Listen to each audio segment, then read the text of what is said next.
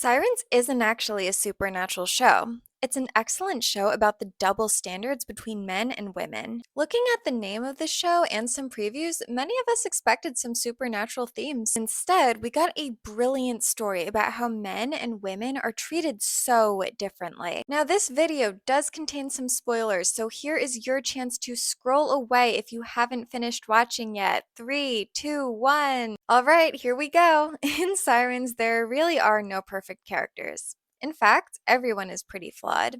But the women are always treated like the bad guys, even when the men are actually more toxic. Many storylines proved this theme, but I think it was most evident towards the end of the show when it was revealed that Peter kissed Simone. Throughout the series, very clever writing intentionally overuses that whole nice, likable, chill guy narrative in Peter's scenes, while just as intentionally overpainting Michaela as that uptight, unlikable wife. Yet we saw Peter's true colors when he made that move on Simone, his wife's devoted assistant, who's young enough to be his daughter, smashing that whole good guy narrative to pieces. But did the characters in the show see the incident that way?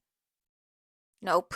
Despite the fact that Simone literally pushed Peter away and made this clear to Michaela, Michaela punished Simone for what happened rather than her husband who initiated the kiss. Then, when Simone actually chooses to be with Peter at the end, she's intentionally painted as the husband stealer, even though Peter really just used his power to pursue a very vulnerable girl. In other storylines, the humorous yet toxic men, Raymond and Ethan, blame the sisters Devin and Simone for everything that happens instead of just taking accountability for their own actions because, that never happens in real life, right? Thus, while it's easy to paint the beautiful women in the show as the metaphorical sirens, the whole point is that the men were the true sirens, using their wealth and power to lure in their prey. Oops, I mean lure in the women.